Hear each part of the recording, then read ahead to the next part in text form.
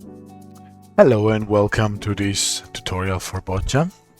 In this latest version in 2025.0, we have added a new functionality that is directed at adding details to toolings and outsoles to basically create texturing, displacement texturing on the geometry so that you can export these highly detailed textures, and then you can either print them or use them for then creating molds and so forth. We'll begin here. I've already grouped some parts of the tooling that I want to apply the texture to, and we'll begin by converting these into meshes. So in order to convert this, I have this group that I selected, and I'm gonna use bangling for the conversion to mesh, as it's often giving us a little bit more regular results. Bangling is a plugin that you can download from Package Manager. So I will go for bangling mesh, and then I have a preset that I created for myself, and then we can see that the mesh is nice and all joined and very regular, so I'm gonna stick with that, and I'm gonna say okay, and I'm gonna hide my surface, the poly surface original. So I have here one mesh, and I have another group down here at the bottom. I'm gonna do the same thing by using bangling and with the same preset. Again, preview, it's okay.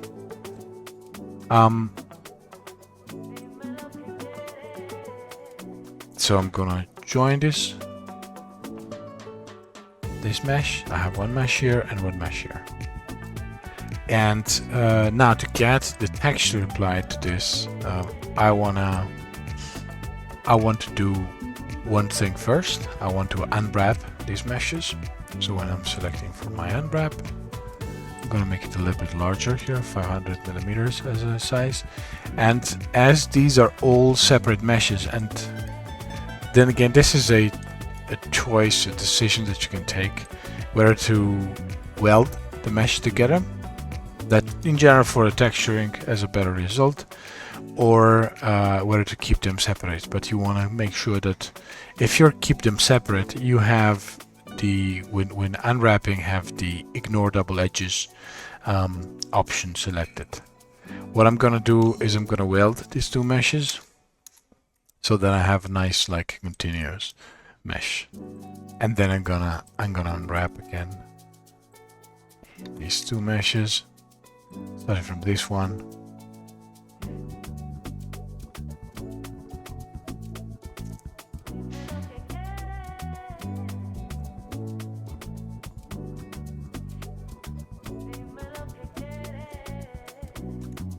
I have here a nice edge here, and another one. I'm gonna do exactly the same thing here to unwrap.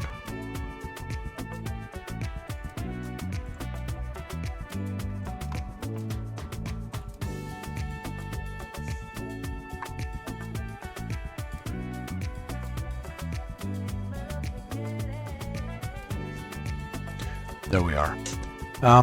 In this case, what I want is that at the bottom I have the texture to start uniformly across. And what I want to do is I want to select this mesh, and then I am going to brush the edge vertices, and I'm gonna select all the vertices here at the bottom with shift selecting everything. And then I am going to straighten these vertices along X so that I have a nice like straight line. Pin them, then enable live unwrapping. Give it a moment to adjust so that now everything is straight, and then apply back. So now if I check with my UV grid, I have like a nice and straight line that goes here at the bottom. and this is something that I want to have for the flow of my texture.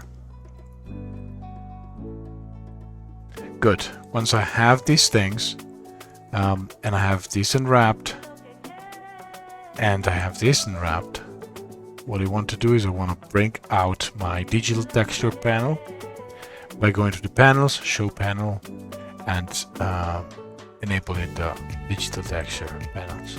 Now I have a couple of these simple textures that I created for myself, and I am going to apply this across the various parts. So I want these nice sand textures on top here, and then I want to have these other noise texture at the bottom.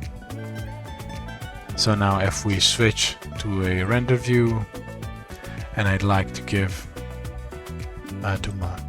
create a nice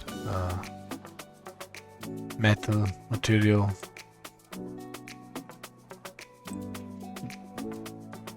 a little bit darker color, and apply to everything. So now I can clearly see my textures.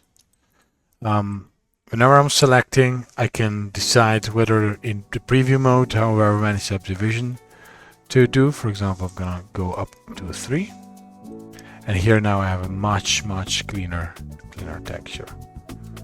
Let me see. Same goes down here. I'm gonna ramp them up a bit. For export, we have them set out to 4, which is gonna be even more detail. So I can see that I have these nice textures, and they are applied across the board. But one thing that I don't like is that this part here is this bridge here. It's abruptly ends the texture, and the same goes on the top. And what I want to do is I want to enable the fading for the edges. So I'm gonna click on fade edges, and this will generate a fade mask on the model, so that then around the edges it will fade down to 0. So now I have a fade mask,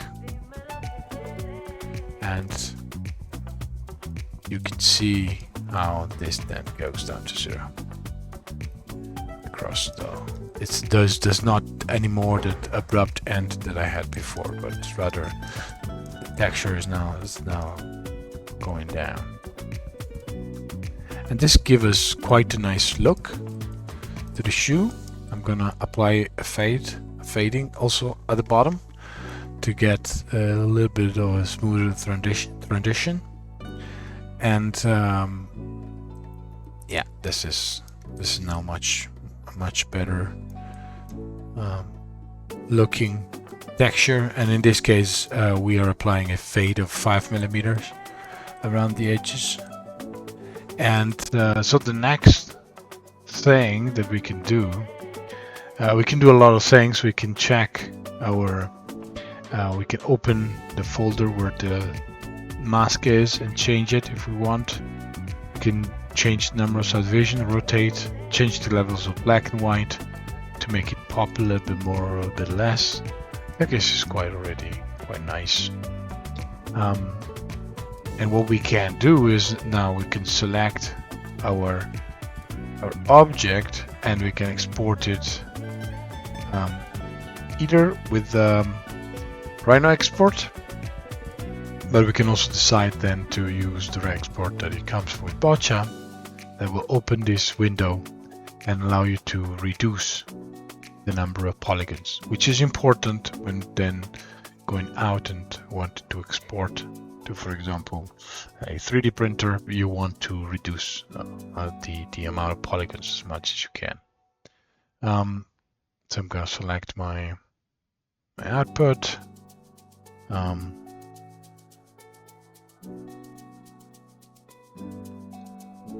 call it outsole, save it as GLB, and then I'm gonna press on OK, and I'm gonna export.